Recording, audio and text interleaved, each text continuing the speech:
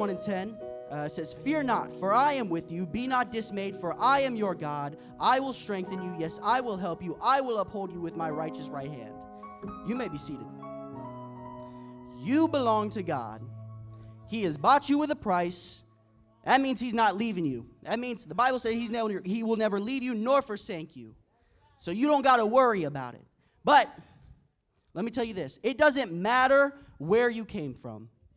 I'm not downplaying your testimony. I'm not saying forget. I'm saying it doesn't matter how bad the sin was. It doesn't matter if you were doing drugs. I don't care if you were killing people. It does not matter once God gets a hold of you. Don't believe me? I'll give you some examples of the worst of the worst. Acts 8 and verse 1 says, "Now Saul was consenting to his death, that at a great persecution arose against the church, which was at Jerusalem. And they were all scattered throughout the regions of Judea and Samaria, except the apostles. And devout men carried Stephen to his burial and made great lamentation over him. As for Saul, he made havoc of the church, entering every house and dragging off men and women, committing them to prison." You jump over to Acts 9, it says, "Then Saul, still breathing threats and murder against the disciples, went to the high priest and asked letters from him to the synagogues of Damascus, so that if he found any who were in the way, whether men or women, he might bring them bound to Jerusalem."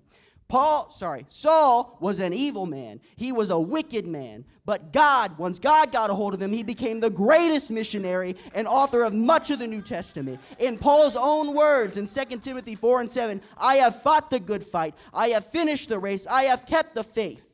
Well, brother, maybe I wasn't persecuting the church. Maybe I wasn't killing people, but I had a demon, all right? I got one for you too. Luke chapter 8 and verse 2, "And certain women who had been healed of evil spirits and infirmities, Mary called Magdalene, out of whom had come 7 demons. 7 demons. You got one, she had 7. But what happened?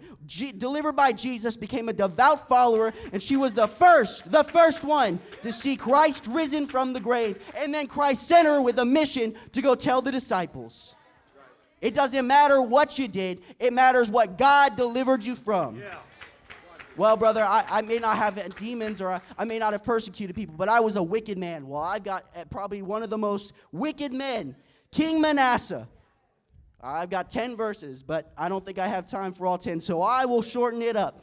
Verse 6, and 2 Chronicles 33 and verse 6, "Also he cursed his sons to pass through fire in the valley of the son of Hinnom. He practiced soothsaying, used witchcraft and sorcery, and consulted mediums and spiritists. He did much evil in the sight of the Lord to provoke him to anger. He even set a carved image, the idol which he had made in the house of God, of which God had said to David and Solomon his son, in this house and in Jerusalem, which I have chosen out of all of Israel, I will put my name forever." Whew. That's a wicked man. I mean, that's a bold, wicked man. He came in the house of God and made images to other gods. Whew. Well, what happened?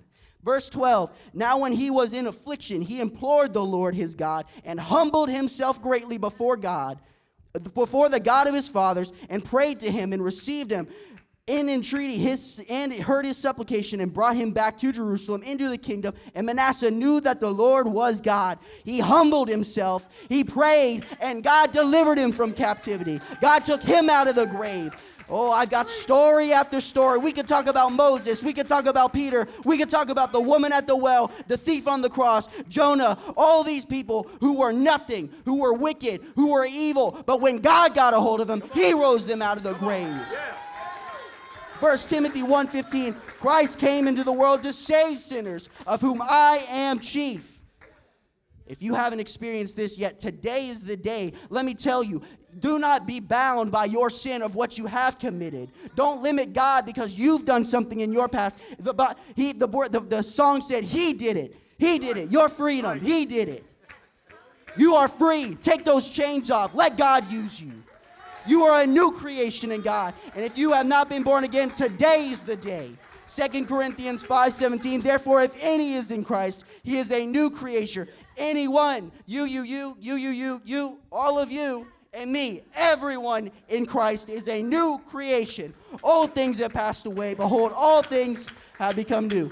Don't put a box on God. Be blessed, saints.